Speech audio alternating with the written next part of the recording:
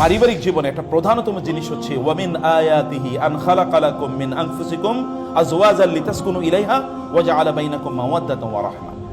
মানে পারিবারিক জীবনের অন্যতম প্রধান একটা দিক হলো এখানে পরস্পর শান্তি এবং সুখ এখানে পাওয়া যায়।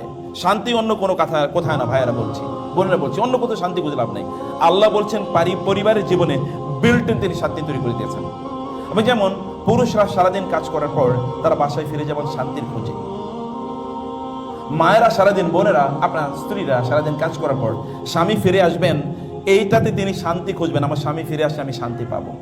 অর্থাৎ পরস্পরের জন্য শান্তিদায়ক হবে। এটা কিন্তু আল্লাহ তাআলার কথা, আল্লাহর নির্দেশ, এবং এটা বিল্ট ইন কিন্তু আমাদের মাঝে। যেমন বোনেরা, তারা কিন্তু ভেরি লাভিং, তারা কিন্তু ভালোবাসার একটা মন তাদের আছে। নারীরা তো এমনি কোমল, তাদের ভালোবাসার মন আছে। পুরুষরা তো এমনি তারা মানে আপনার কি খুব শক্তিশালী হৃদয়ের, শরীরের অধিকারী, ফলে তারা বাইরে থেকে আয় ইনকাম করে ঘরটা যেন সত্যিকার একটা শান্তির নীড় হয়, এই যোগ্যতা তাদের আছে। কিন্তু এখন আমাদেরকে মিডিয়া, কালচার ইত্যাদি ইত্যাদি আমাদেরকে বিভিন্ন জায়গায় নিয়ে যাচ্ছে। এগুলো থেকে বাঁচাতে হলে আমাদের যে বিল্ট ইন ন্যাচারাল ফেতরাতি যেই অবস্থা আমাদের ছিল, সেই অবস্থা আমাদের থাকা দরকার। আল্লাহ তাআলা বলেছেন পারিবারিক জীবনের কেমিস্ট্রি হচ্ছে দুইটা। এখন তো আমরা কেবল ফিজিক্স নিয়ে আছি।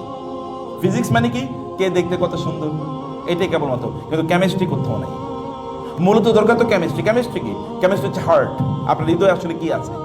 আর কেবল শরীর সর্বস্ব জীবন না, চেহারাই কেবলমাত্র সবকিছু না।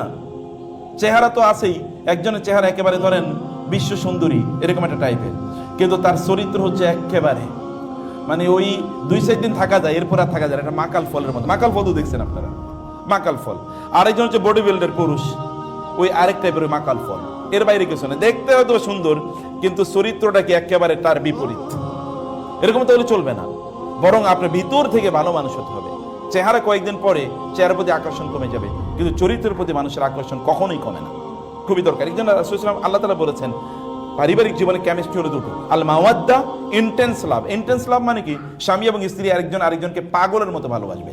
পাগল মানে কি, অর্থাৎ দুইজন ধরে হাসতেছে, বাইরে থেকে কেউ এসে বলবে দুইজনে এটা পাগল হয়ে গেছো নাকি, তোমরা এরকম করছো কেন, পাগল হয়ে গেছো নাকি, এরকম করছো কেন। মানে হাসতে লুটিয়ে পড়তেছে একজন আরেকজনের গায়ে। এবং কি কারণে হাসতেছি, কিছুক্ষণ পরেই আমরা কি নিয়ে হাসা শুরু করছিলাম ভুলে গেছে। এইটা হচ্ছে কোরআনের কথা, আল মাওয়াদ্দা। এবং 2 নম্বর হচ্ছে কি, রাহমা, ওয়া জাআলা বাইনাকুম মাওয়াদ্দাতাও ওয়া রাহমা, এবং রাহমা। এবং ইন্টারেস্টিংলি দুটো শব্দ এখানে নাকেরা মানে ইনডেফিনিট। আপনি ইংরেজি গ্রামার যারা পড়েছেন, ইনডেফিনিট মানে হচ্ছে নির্দিষ্ট কোনো মাওয়াদ্দা, রহমত না। মানে একজন আরেকজনের প্রতি অনুগ্রহ করবেন। অনুগ্রহ মানে কি, আমি গতকাল একটা ভিডিও দেখছিলাম, ভিডিওতে দেখলাম একজন নারী, তিনি প্রচন্ড বৃদ্ধা, আমার মনে হয় তার বয়স হবে 90, আর তার স্বামীর বয়স 100 সুই। এই স্বামী কি করছে, তার স্ত্রীর মাথাটা টিপিয়ে দিতেছে, পাটা টিপিয়ে দিচ্ছে। I was just about to cry. সুবহানাল্লাহ। এই দৃশ্যকে এখন যুবক যুবতীদের মাঝেই তো আপনি দেখবেন না। এই বিয়ে হয়েছে আমার স্টুডেন্ট, এরকম ধরেন হাজার স্টুডেন্টের বিয়ে হয়েছে আমার। আমি নিজেও কত শত পড়াইছি মনে নাই। বিয়ে হওয়ার 1 মাস পরে আইসা কান্নাকাটি করে, স্যার আপনি তো বিয়ে পড়ে দিয়েছেন, এখন তো আর একসাথে থাকতে পারতেছি না, করণীয় কি? আরে মেয়ে 2-4 বছর তো হানিমুনেই যায়। তাহলে প্রথম দেখে 1-2 মাসের পর থেকে তাদের খোটাখুটি, সিমটি ইত্যাদি শুরু হয়েছে। তাহলে এরা 100 বছর কেমনি জীবনযাপন করলো? একজন আরেকজনকে যে মমতায়, যে ভালোবাসায় একজন আরেকজনের মাথা টিপিয়ে দিচ্ছে। বিশেষ করে নারীরা তো একটু দুর্বল হয়ে যায় এই কারণে, কারণ আমাদের দেশীয় প্রেক্ষাপটে এরা প্রচন্ড স্ট্রেস নেয়। এক সন্তান জন্মের স্ট্রেস, তারপরে পারিবারিক স্ট্রেস, আর মহিলাদের তো একটা চরিত্র আছে, তা হলো যে তারা কোনোদিন ভালো খাবে না। সব ভালো খাবারটা সন্তানদের জন্য আর স্বামীর জন্য রেখে দেবে, আর নিজেরা সব পচা গান্দা ইত্যাদি এগুলো খাবে। এটা বোনদের এটা তাদের হার্টের পরিচয়, কিন্তু হার্টের পরিচয়টা দিয়ে লাভ কি? এটা হচ্ছে ব্রাদারদের আবার প্রবলেম। ব্রাদাররা হচ্ছে তাদের স্ত্রীদের জন্য কি লাগবে এগুলো খুঁজে নিয়ে আসা দরকার। তুমি এটা খাও, বসে নিজেরা খাওয়াবে, এই ভালোবাসা তো না। এগুলো আমরা আগে দেখছি, ছোটবেলায় দেখেছি, শুনেছি এরকম ভালোবাসার কথা। এবং ওই জন্য দেখেন আপনি আগের যুগে নারীরা তারা কিন্তু স্ট্রেংথ, যেমন আমার মায়ের বয়স এখন প্রায় 75, 76, 77, আল্লাহর রহমতে এখনো, কালকে আমি রাতটাই তার পাটা একটু শুধু টিপিয়ে দিচ্ছিলাম, এতটুকুই, আর আল্লাহর রহমতে ভালো আছেন।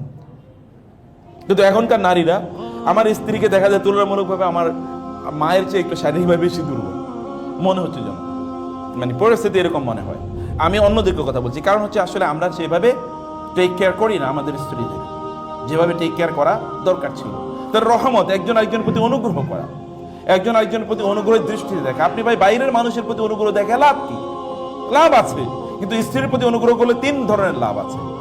একটা হলো তিনি আপনার স্ত্রী, আত্মীয়তার সম্পর্ক, আবার আপনার দায়িত্ব আছে একজন মুসলিমের প্রতি, এরপরে আরো কত কিছু আছে। তিনি তো আপনার প্রতিবেশী, সবচেয়ে বড় প্রতিবেশী তিনি। এবং কেমন প্রতিবেশী? আপনার পাশের সিটি শুয়ে থাকেন সারাদিন, সব সময় আপনার পাশের সিটেই বসে, মানে এরকম প্রতিবেশী। এর চেয়ে নিকটতম প্রতিবেশী আর কই পাবেন আপনি? এর চেয়ে নিকটবর্তী প্রতিবেশী আর কোথাও নাই। এর কত ধরনের অধিকার আছে একজন নারীর অথবা একজন পুরুষের, মানে একজন স্বামী বা একজন স্ত্রীর। এটা অনুগ্রহ প্রত্যেকের প্রতি প্রদর্শন করা, দিস ভেরি ভেরি ইম্পর্টেন্ট। এবং একজনের প্রতি আরেকজন অনুগ্রহ করা। রাসূল সাল্লাল্লাহু আলাইহি ওয়াসাল্লাম বলেছেন, মাল্লাম ইয়ারহাম সগীরানা ওয়ালাম ইউওয়াক্কির কাবীরানা ফালাইসা মিন্না। সে আমার উম্মার অন্তর্ভুক্ত না যে ছোটদেরকে স্নেহ করে না, বড়দেরকে শ্রদ্ধা করে না। স্ত্রী যদি আপনার বয়সে ছোট হয় তাহলে তার প্রতি স্নেহ করে, এটা কিন্তু রাসূলের উম্মত হওয়ার একটা দাবি, এটা একটা বৈশিষ্ট্য। স্বামী যদি আপনাদের বড় হয় বয়সে, তাহলে তাকে শ্রদ্ধা করো কি আপনার রাসূলের উম্মত হওয়ার জন্য একটা অন্যতম প্রধান একটা কন্ডিশন, শর্ত। এগুলো আমাদের মাথায় রাখা দরকার।